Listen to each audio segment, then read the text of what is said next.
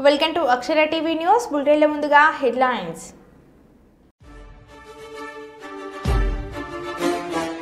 పంటలు ఎండిపోతున్నాయని నీళ్లు ఇవ్వాలంటూ కన్నీరు పెట్టుకున్న రైతులు.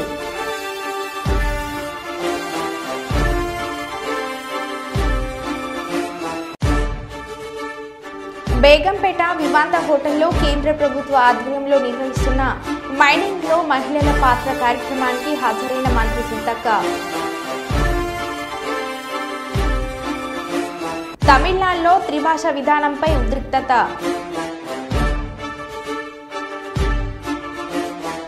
నంద్యాల జిల్లా బనగానపల్లిలో దొంగల హల్చల్.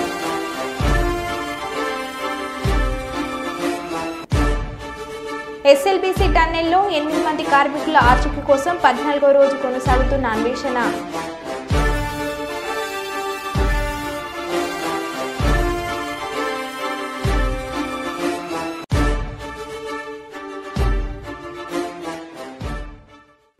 ఇక వివరాలకు వెళ్తే ఎస్ఎల్బీసీ టన్నెల్లో 8 మంది కార్మికుల ఆచూకీ కోసం 14వ రోజు కొనసాగుతున్న అన్వేషణ.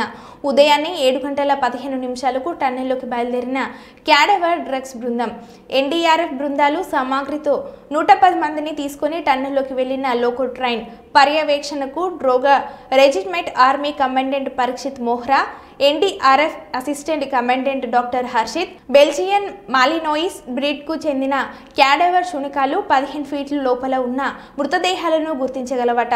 వీటి ప్రత్యేకత. అన్వేషణ అనంతరం మధ్యాహ్నం 2:30 టన్నెల్ నుండి తిరిగి రానున్న బృందం పరిస్థితులను ఎప్పటికప్పుడు పర్యవేక్షిస్తున్న నాగర్ కర్నూలు జిల్లా కలెక్టర్ సంతోష్ బదావత్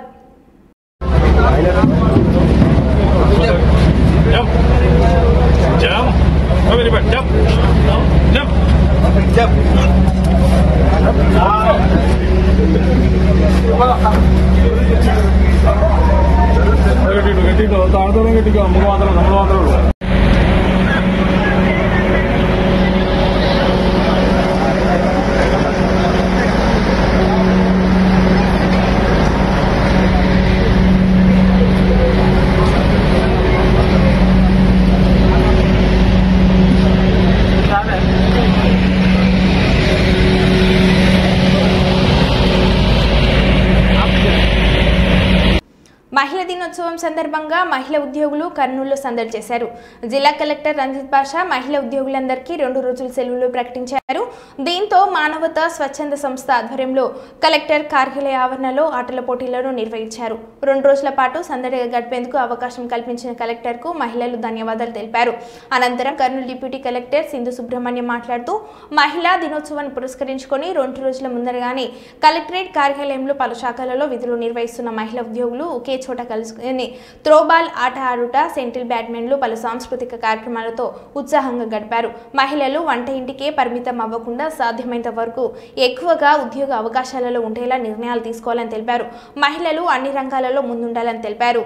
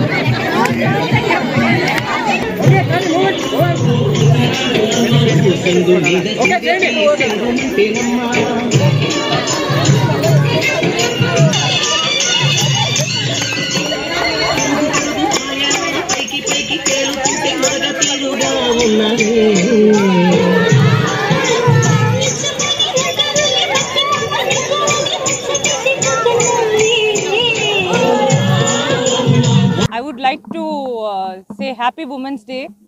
ప్రతి ఒక్కరికి ఇక్కడ డిస్ట్రిక్ట్లో, స్టేట్లో అండ్ ఎంటైర్ కంట్రీ మనకి ఉమెన్స్ డే అనేది చాలా ఇంపార్టెంట్ డే. ఎందుకంటే మేము వాల్యూ చేస్తాము as females, as women we are entitled to have lot of burdens, but we are always fighting every day in every way. Prati age lo, prati schools lo, colleges lo, departments lo memandram kuda prati battle silent ga fight chestuntam. Evarki cheppakunda silent fighting madi. But today I would like to personally thank our district collector Ranjit Basha sir, who has given opportunity ఈ 2 days మాకు women ఒక importance ఇవ్వడానికి ఒక 2 days leave ఇచ్చినందుకు ఈ 2 days మా sir district collector sir మనకి women అన్నది ఒక ఎన్ని ప్రాబ్లమ్స్ ఉన్నా కూడా ఈ 2 daysలో వాల్యూ ఇచ్చారు మా అందరికీ. I would like to thank all the women here today.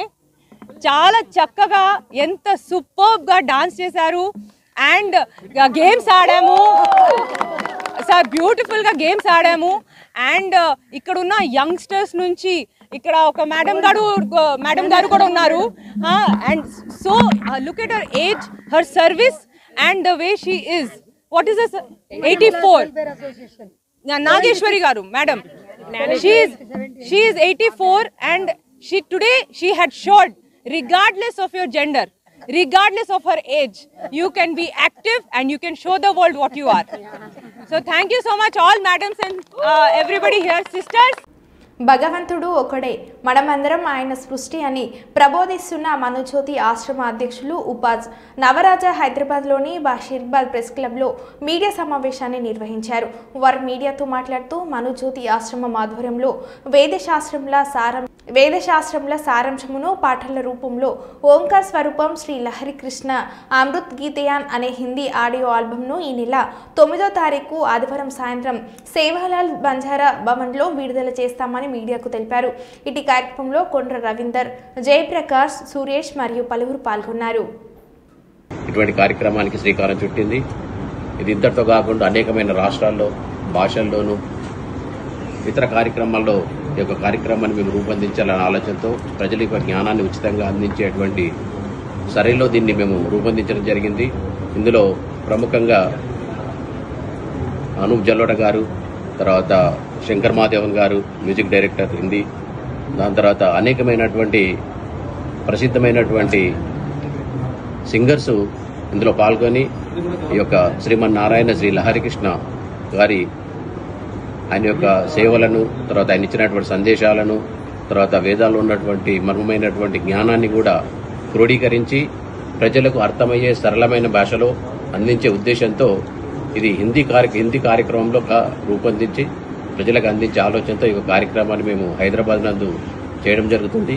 దీని తర్వాత విశాఖపట్నం, తర్వాత ఢిల్లీ, బాంబే తదితర ప్రాంతాల్లో కూడా ఇటువంటి కార్యక్రమం నిర్వహించాలనుకుంటున్నాం.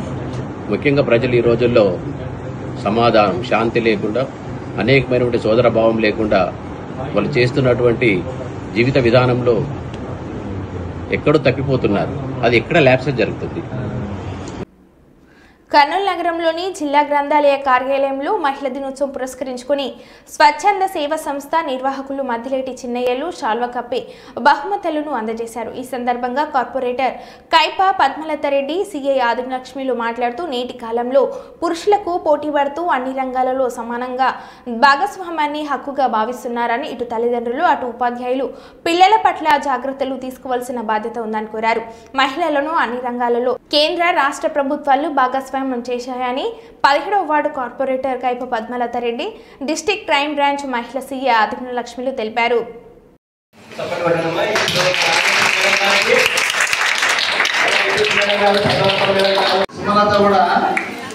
సాంఘిక సేవ చేస్తా, కార్యక్రమాలు చేస్తా.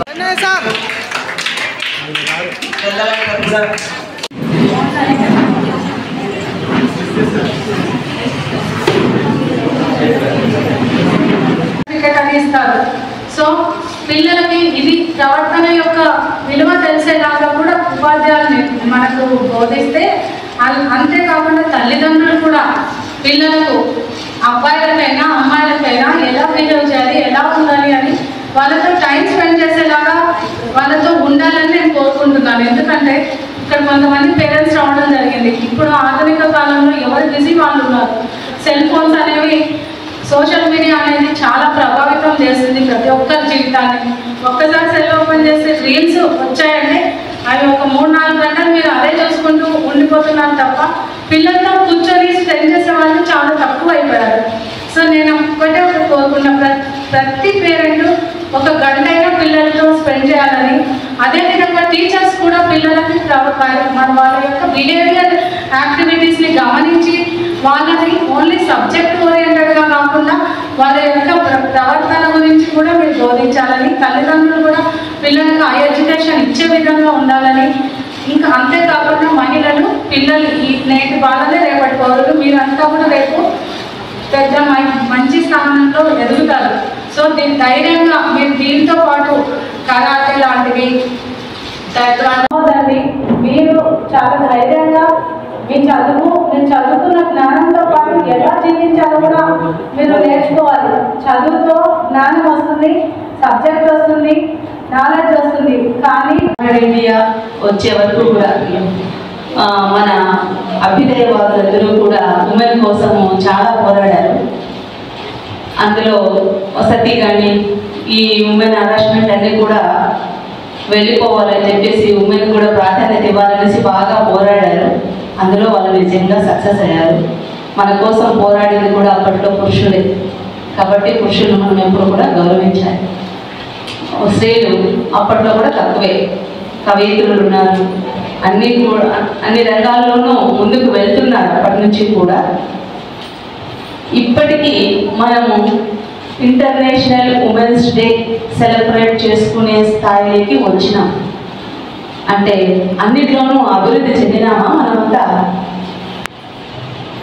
అన్నిట్లోనూ అభివృద్ధి చెందినట్టే కనపడుతుంది, కానీ చెప్పిన డేటాలకు మాత్రమే కనపడుతుంది. ఇంకా అభివృద్ధి చెందాల్సింది నిజంగా చాలా ఉంది.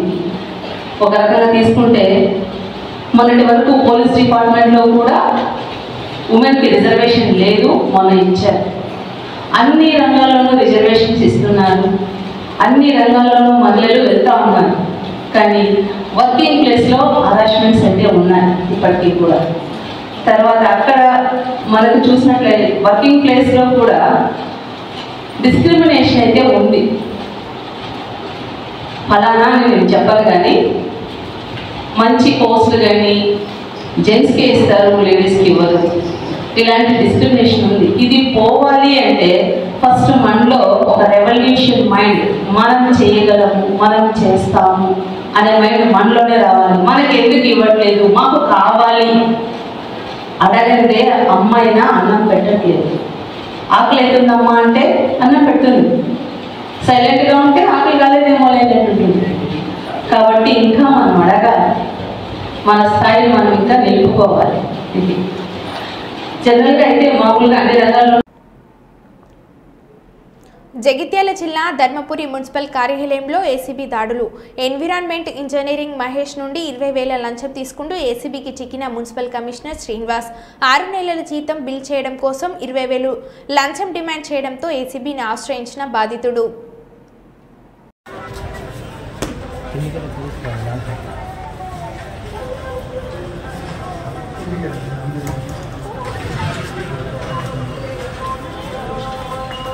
సిస్టమ్ కార్డు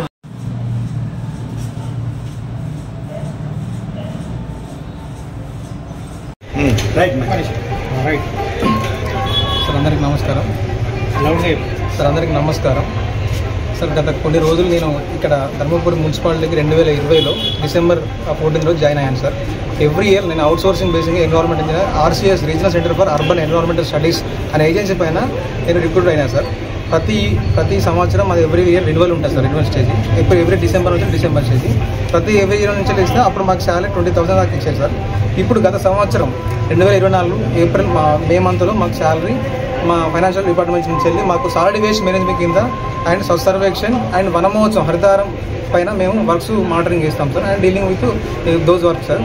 సో ఈ 2024 నుంచి వెళ్ళి మాకు శాలరీ 35,000గా మాకు ఫైనాన్షియల్ డిపార్ట్మెంట్ నుంచి గౌరవ సిడిఎంఏ డైరెక్టర్ నుంచి కూడా మాకు అప్రూవల్స్ వచ్చాయి సార్. ఎప్పుడైతే మాకు అప్రూవల్ వచ్చిందో ధర్మపురి మున్సిపాలిటీ చిన్న మున్సిపాలిటీ అయినా కూడా మాకు శాలరీ అప్పుడున్న Srinivas Reddy sir continuous salary ఇచ్చారు సార్ 2 months. బట్ ఇక్కడ జనరల్ ఫండ్లకి ఇవ్వాల్సిన ఫండ్ కూడా మాకు లేకున్నా కూడా అడ్జస్ట్మెంట్ అయ్యి ఎవరైతే ఫైనాన్షియల్ అప్రూవల్ 50 members శాంక్షన్ ఉందో వాళ్ళకు రెగ్యులర్గా శాలరీ ఇచ్చారు. అయితే సార్ వెళ్ళిపోయిన తర్వాత ఎప్పుడైతే ఈ Kandukuri Srinivas sir commissioner Dharmapuram join అన్నాడు, 3rd రోజు మీటింగ్ పెట్టి నాకు 4 months నుంచి 3 months నుంచి శాలరీ పెండింగ్ ఉంది సార్, అప్పుడు జనరల్ ఫండ్లో అమౌంట్ లేదు సార్. నేను అడిగితే నీకు ఏం అధికారం ఉంది, నువ్వు ఎవరు ఒక సెక్షన్ నుంచి వెళ్ళి అడగాలి కానీ నువ్వు నీ ఇష్టం వచ్చినట్టు అడుగుతావా, నువ్వు ఎవరు అనుకుంటున్నావు నువ్వు అంటే ఆఫీస్లో పోయి నేను రెగ్యులర్గా సెక్షన్ 1 అడిగితే బయటకు అని చెప్పేసి కొన్ని అన్పార్లమెంట్ లాంగ్వేజ్ యూజ్ చేశారు సార్. అప్పటి సుందరల్లి ప్రతి మీటింగ్ నేను శాలరీ అన్నప్పుడల్లా ప్రతి మీటింగ్లో వార్డ్ ఆఫీసర్ ముంగట నీకు ఏమొచ్చు అని చెప్పేసి అధికారం. గత ఆల్రెడీ 4 సంవత్సరాలు సాలిడ్ వేషన్ పైన నాకు ఎక్స్పీరియన్స్ ఉంది సార్. సర్వేక్షణ 4 సంవత్సరాలు ఆల్రెడీ గౌరవ సిడిఎంఏ గారు మన హెడ్ ఆఫీస్ మా టీంను కూడా మేము ఆశ్రయించాను సార్. వాళ్ళు కూడా ఫోన్ చేశారు, నువ్వు వాళ్ళకి వెళ్ళి ఫోన్ చేయించి బెదిరింపులు పాల్పడుతున్నాను. లీగల్లో ఫోన్ చేసినా కూడా నాకు ఇక్కడ టార్చర్ సార్, వ్యక్తిగతంగా మానసికంగా 5 గంటలకు వచ్చినా కూడా రిజిస్టర్లు దాస్తారు సార్.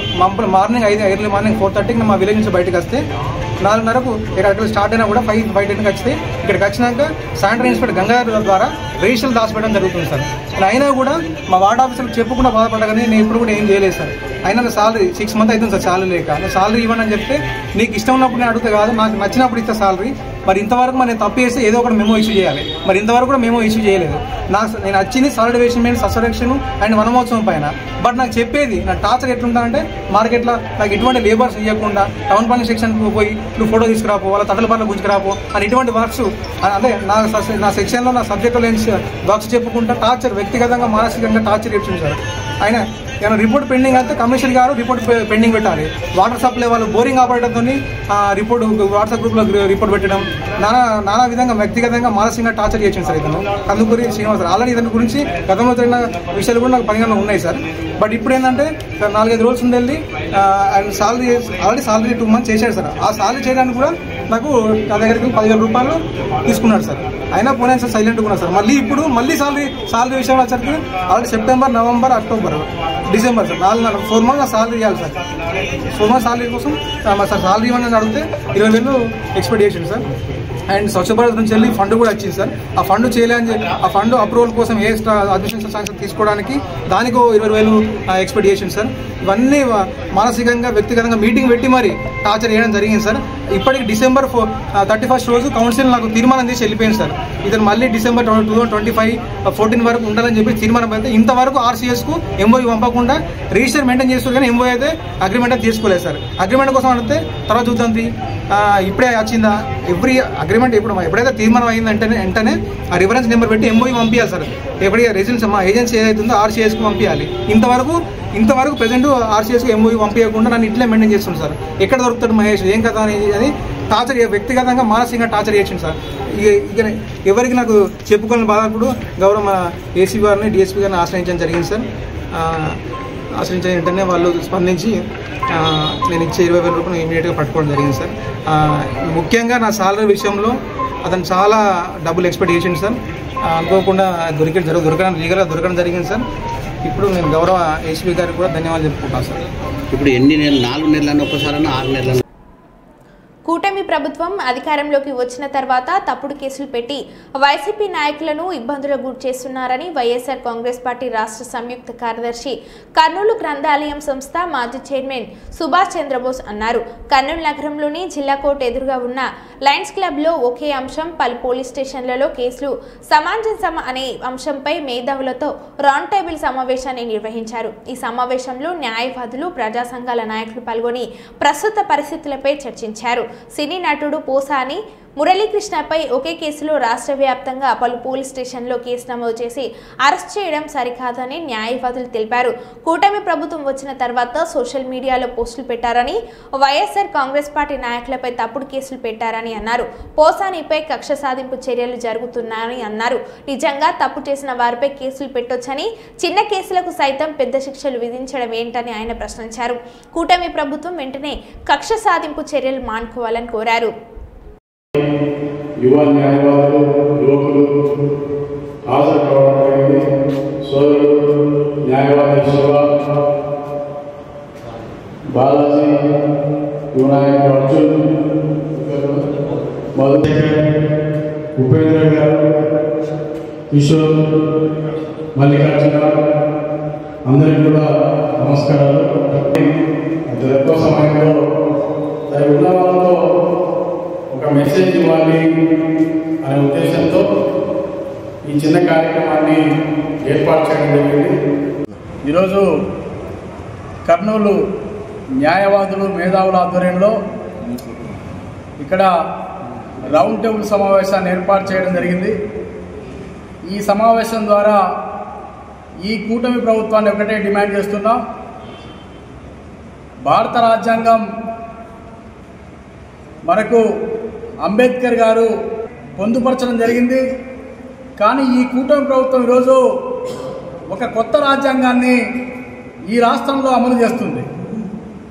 ఎందుకంటే కూటమి ప్రభుత్వం అధికారంలోకి వచ్చిన తర్వాత ఒక కొత్త వ్యవస్థను మనం చూస్తున్నాం. పోలీసు వ్యవస్థను భ్రష్టు పట్టించే విధంగా కూటమి ప్రభుత్వం వ్యవహరిస్తుంది.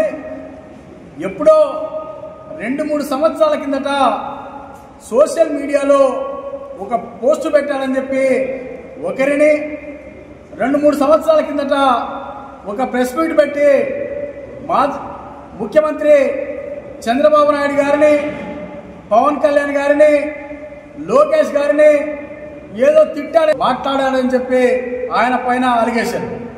ఈరోజు మేము చెప్తున్నాం, నిజంగా ఎవరైనా కూడా చట్ట వ్యతిరేకంగా కానీ అన్పార్లమెంటరీగా వర్డ్స్ మాట్లాడితే దాన్ని ఖండిస్తాం. మీరు ఆ మాటలకు తగ్గట్లు ఆయన తప్పుగా మాట్లాడింటే ఖచ్చితంగా మీరు ఒక కేసు నమోదు చేయండి. దానికి సంబంధించి చట్టాలు చూసి ఆ చట్ట పరిధిలో మీరు చర్యలు తీసుకోవాలి. కానీ ఈరోజు పోసాని కృష్ణమురళి గారి పైన రాష్ట్ర వ్యాప్తంగా అనేక జిల్లాల్లో అనేక పోలీస్ స్టేషన్లలో 17 కేసులు నమోదు చేయడం ఏ రాజ్యాంగం ద్వారా మీరు ఈ రాష్ట్రంలో పరిపాలన చేస్తున్నారని చెప్పి ఈ కూటమి ప్రభుత్వాన్ని మేము ప్రశ్నిస్తున్నాం. మేము కోరేది ఒకటే, ఇప్పుడు పోసాని కృష్ణమురళి గారు కావచ్చు, రేపు ఇంకొక నాయకుడు కావచ్చు, ఇంకొక బీసీ నాయకుడు కావచ్చు, ఇలా ఈ న్యాయ వ్యవస్థ మీరు భ్రష్టు పట్టిస్తే ఖచ్చితంగా బడుగు బలహీన వర్గాలకు ఎవరైతే ఈరోజు నాయకులుగా ఎదుగుతున్నారో వాళ్ళందరికీ నష్టం జరిగే అవకాశాలు ఉన్నాయి. కాబట్టి ఈ కూటమి ప్రభుత్వాన్ని మేము హెచ్చరిక చేస్తున్నాం. మీరు ఈ పద్ధతుల్ని మానుకోవాలా. నిజంగా ఎవరైనా తప్పు చేసింటే ఒక కేసు నమోదు చేయండి.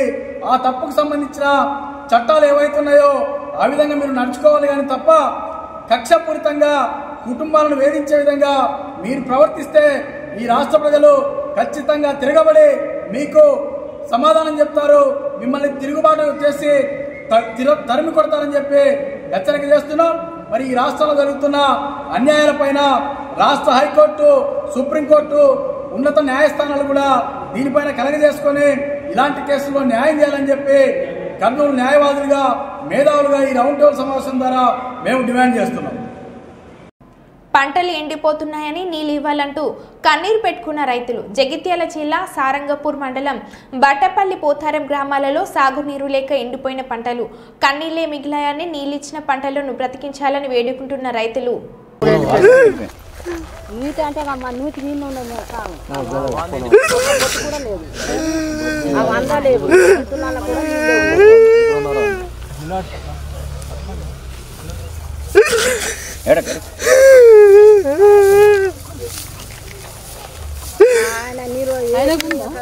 ఎండిపోయింది ఆల్రెడీ.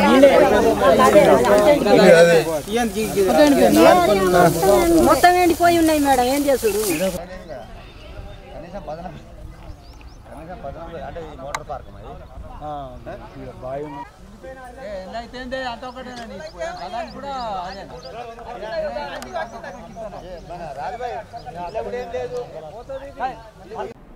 మహబూబాద్ వ్యవసాయ మార్కెట్ ముందు రైతుల ధర్నా.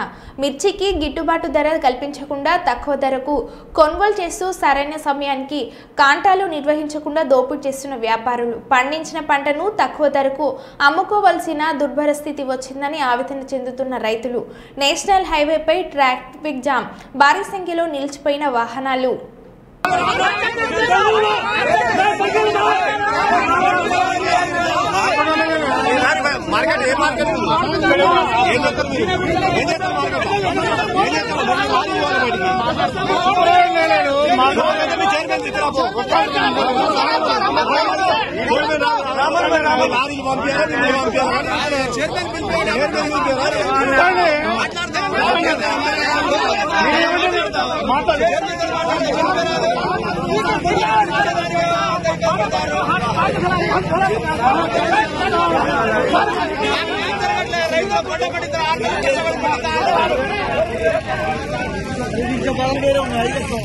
హైదరాబాద్ పాతనగరంలోని బహదూర్పురాలోని ట్రక్కుల మెకానిక్ వర్క్షాప్ సమీపంలోని స్క్రాప్లో భారీ అగ్ని ప్రమాదం సంభవించింది. భారీ పొగ వెలువడింది. నివాసితులలో భయాందోళన సృష్టించింది. అగ్నిమాపక సిబ్బంది సంఘటన స్థలానికి చేరుకొని మంటలను ఆర్పారు. बहादुरपुरे पे पूरे गाड़ियां हैं, गाड़ियों का गोदाम है, आँच लगे भी है टू मच।